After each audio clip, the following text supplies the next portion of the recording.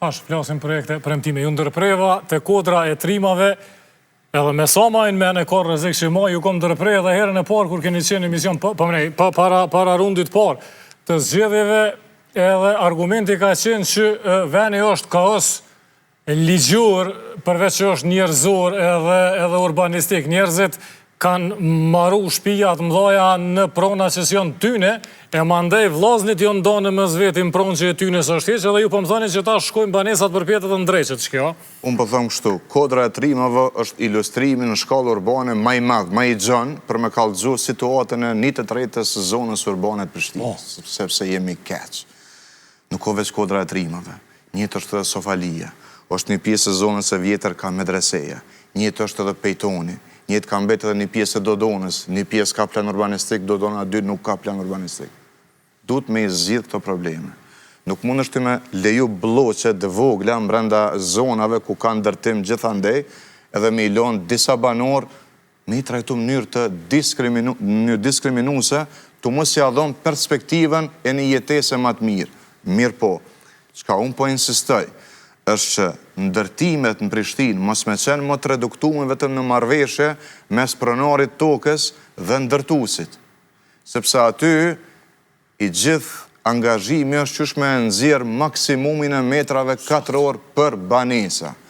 Unë jam shumë dakord që edhe ndërtuesi duhet me fitu, sepse ai nuk bën biznes për hir të mirës së përgjithshme.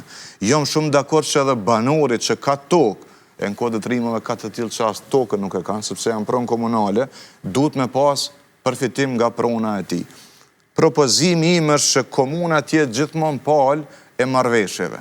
Edhe kur të bëjmë plane të reja, duhet me bëjmë plane për lagje dhe për bloqe, e jo me leju parcel për parcel, me na dalë ndërtesa si këpurdha, sepse në fund, çka po harrojmë është hapësina mes banesave është ajo që përcakton cilësinë e jetesës.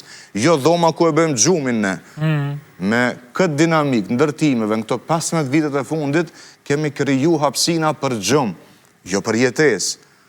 Unë isha në Matinit disa herë dhe kërkesa është për park, për qerdhe. Shumë vështirë me gjetë hapësinë. Jo e pamundun, sepse i kemi identifikuar dhe ato hapësina. Mirë po, edhe ata që kanë mendu që tokën e tyne e kanë këmby me disa banesa, në fund e kanë kuptu që cilësia jetesës, para se gjithash, është jashtë amureve të atyne banesave.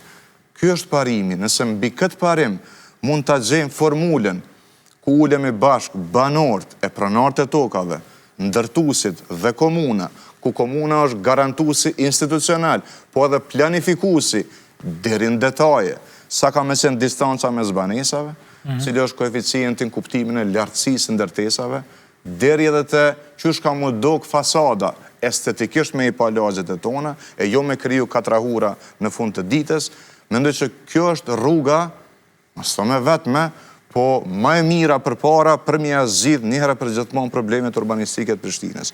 Dhe kodrën e trimave po e marrim si ilustrim, sepse është lagje e madhe, ka shumë telashet aty janë edhe nëntoksore, nuk janë vetëm mbi. Kështu që nëse ndërtojmë një lagje të mirë, duhet ta ndërtojmë nga e para, nga shtrirja e rrjeteve të sistemeve të kanalizimit, ujësjellësit, ngrohjes qendrore, të elektrikës dhe kablove tjera të providerëve ose të ndërmarrjeve kompanive të tjera dhe rrugë të mira e të sigurta, hapësinë të mjaftueshme për shërbime publike, infrastrukturë publike, ndërtime, në mënyrë që edhe vlera e pronës me u rrit atje për shkak të cilësisë së jetesës që e kemi. Nuk është formulë e pagjendshme.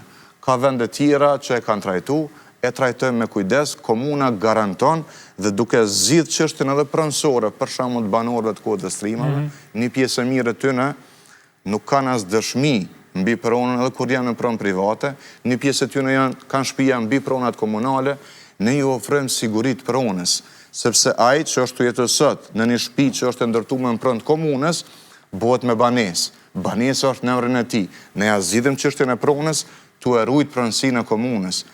Pra komuna bëhet edhe hisedar, edhe bashkë investitor, dhe me këtë rast, unë besoj shumë që mund të zgjidhim edhe dy probleme tjera.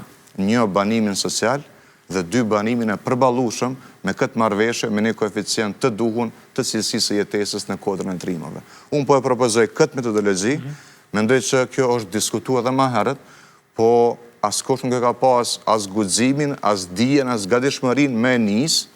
Kjo kërkon kohë, kërkon trajtim blok pas bloku, sepse nuk mundesh me rënu komplet lagjen, krijon problem demografik me njëherë, duhet me pa ku i zhvendosim këta banorë kur largohen blok pas bloku, është një operacion i komplikum, po jo i parealizueshëm, PZK-ja domosdoshmëri, harta zonale me njërë masaj dhe për mu rasti i parë që duhet me u trajtu është kodra e trimave. Edhe letrat që mundsojnë zbatimin e